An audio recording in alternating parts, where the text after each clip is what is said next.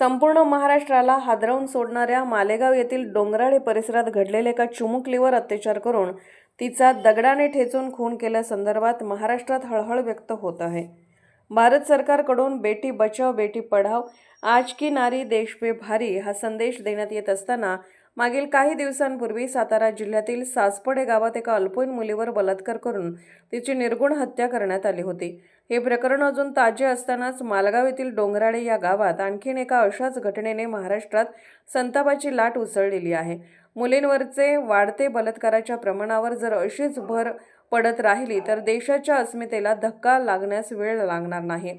मालेगाव येथील डोंगराळे गावातील घडलेला जो प्रकार आहे तो अत्यंत निंदनीय असून संपूर्ण महाराष्ट्रातून या घटनेचा आणि महायुतीच्या सरकारचा जाहीर निषेध करत आज बहुजन पॅथर सेनेने सांगली येथील जिल्हाधिकारी कार्यालयासमोर रास्ता रोको आंदोलन केले। यावेळी वाहतुकीची मोठी कोंडी निर्माण झाल्याने पोलीस प्रशासनाने आंदोलकांना रस्त्यावरून बाजूला करण्याचा जोरदार प्रयत्न सुरू केला असता बहुजन पॅथर सेनेच्या कार्यकर्त्यांनी तो प्रयत्न हाणून पाडला।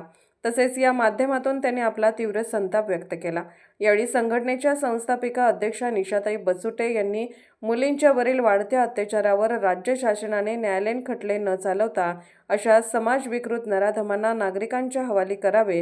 हे नराधम न्याय व्यवस्थेचे अपराधी नसून ते समाजाचे जनतेचे अपराधी आहेत आणि आम्ही जनताच याचा योग्य तो निर्णय घेऊ।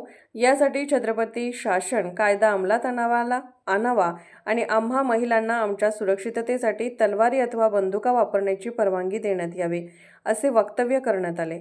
यावेळी संघटनेच्या संस्थापिका अध्यक्षा निशाताई बचुटे यांनी मुलींच्यावरील वाढत्या अत्याचारावर राज्य शासनाने न्यायालयीन खटले न चालवता अशा समाजविकृत नराधमांना नागरिकांच्या हवाली करावे।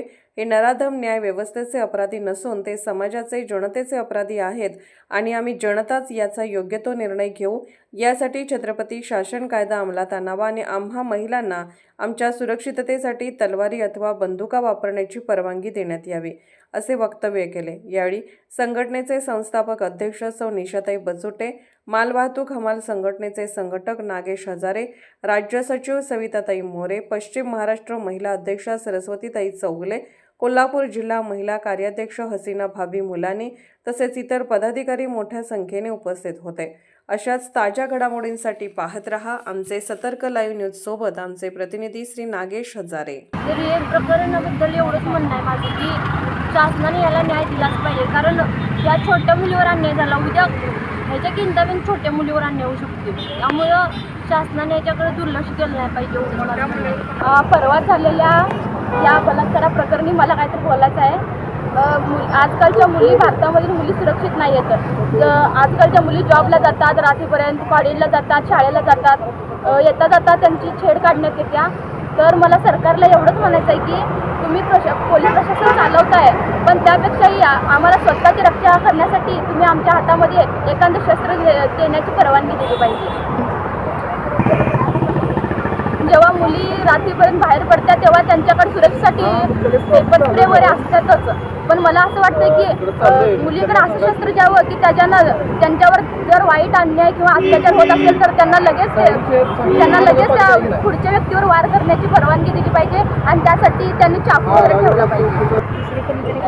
माझे नाव लावण्या मोठे, सानिया चव्हाण आणि अश्विनी ठोंबरे अशा अनेक मुली आहेत ज्यांच्यातर्फे मी ही मागणी करते की शासनाला की मुलींच्या सुरक्षेसाठी त्यांनी काहीतरी कार्य केलं पाहिजे आणि आम्ही जे त्यांना सांगितलंय त्याच्यावर त्यांनी कारवाई केली पाहिजे।